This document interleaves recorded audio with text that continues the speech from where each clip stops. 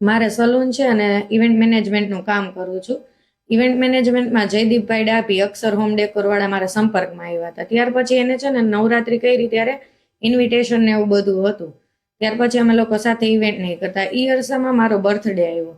તો બર્થડેમાં આપણે normally friends party ને એ લોકો રાખતા હોય આપણે, તો ભવ્ય હોટલમાં પાર્ટી અરેન્જમેન્ટ કરી હતી. ત્યારે મારા ફેમિલીમાંથી મારા હસબન્ડ અને મારી દીકરી પણ હતા. મારી દીકરીને સવારે સ્કૂલ નહીં હતી તો એ વહેલા વયા ગયા. પછી રાત્રે લેટ થઈ ગયું તો જયદીપભાઈ એમ કીધું, ત્યારે મિતેશભાઈ હાજર હતા, કે બેન મોડું થઈ ગયું છે તો આપણે એમ કે મૂકી જાય છે તમને ગાડીમાં, ખોટું બાઇક લઈને જવું નહીં. તો એ ટાઈમે છે ને જયદીપભાઈએ કંઈક બહારથી ઠંડુ લઈ આવ્યા હતા. થમ્સઅપની બોટલ હતી 10 વાળી નાની. તો એમાં શું હોય શું નહીં ખબર નથી, કે બેન તમે લ્યો પીવો તમે.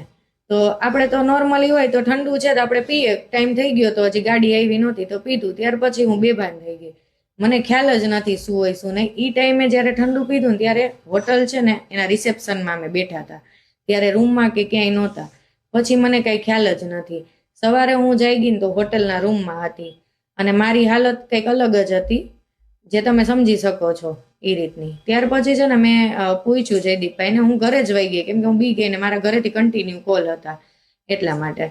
પછી જયદીપભાઈને જ્યારે મેં પૂછ્યું ને ત્યારે એને એમ કીધું કે તારી યાર થવાનું હતું એ થઈ ગયું, મારી પાસે વિડીયો ફોટોસ બધું છે, હવે તારે મારે કીધું કરવું પડશે. ત્યાર પછી હું મિતેશભાઈને મળી.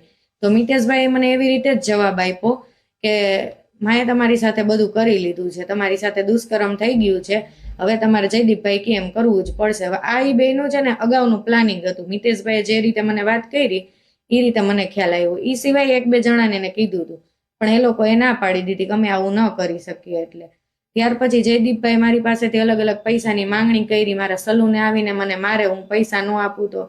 અને મારી દીકરીને જે નાની છે ત્યારે 8 વર્ષની છે, એને મારી નાખવાની અવારનવાર ધમકી આપે ને મારા ઘર નીચે એસિડની બોટલ લઈને આવતા. આ કારણે થઈ અને અત્યાર સુધી મેં અરજી નહોતી કરી મારી દીકરીને સેફ રાખવા માટે, પણ દિવસે ને દિવસે છે ને એ મારા પર વધારે દુષ્કર્મ કરતા જતા હતા. ના, એને મને કીધું હતું કે તમારા ફોટા ને વિડીયોની છે, હજી સુધી મને એને બતાવ્યા કે એવું નથી કાંઈ, પણ એના કારણે જ મને ધમકી દેતા. અરજી મોડી કરવાનું કારણ એક જ છે કે મારી દીકરી, આજે દીકરી પર આવે ને તો કોઈ પણ વ્યક્તિ પીછેહટ કરવાનું જ છે. તો મેં મારા ડિવોર્સ લઈને અત્યારે દીકરી મારા હસબન્ડને સોંપી દીધી. અને એ ટાઈમમાં મારું એક્સિડન્ટ થયું હતું. આજે મારા 3 ઓપરેશન થયેલા છે, મારા માથામાં 25 ટાંકા છે.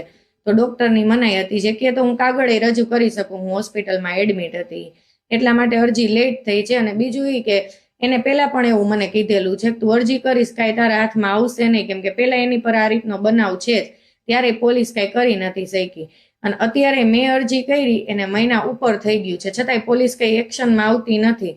અને મેં અરજી કર્યા પછી એને લાતીબીટ પોલીસ ચોકીએ સીએમ કરકર મેડમ પાસે સામી અરજી કરી કે બેન મારી પાસે 15 લાખ રૂપિયાની બ્લેકમેલ કરે છે.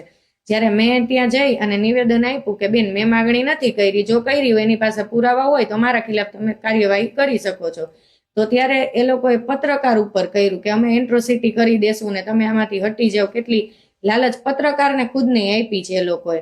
અને પછી ત્યાં મેડમ છે ને એને અમારી સામે જ તે રિશ્વત લીધી ભાઈ આગળથી. એનો પુરાવો હું તમને આપી દઉં છું, જોવા મળશે તમને પેંડાના બોક્સમાં. શું આપ્યું શું નહીં એ મેડમ જાણે ને એ જાણે, પણ એ ટાઈમે પેંડાના બોક્સ દીધા પછી મેડમે અટક કરી. તો આ કેટલું વ્યાજબી છે? આજે હું જ પીડિતા છું, મેં અરજી કરી છે અને મારી જ અટક થાય તો એ ખરેખર યોગ્ય નથી. અને આટલા ટાઈમથી મેં અરજી કરી તો કોઈ હજી સુધી FIR નથી લીધી, અને એને સામે અરજી કરી તો એને અટક કરી લીધી. અને કેમ FIR નથી કરતા પોલીસ વાળા? આજે આટલું બને છે, એના પર તો અગાઉ ગુનો છે.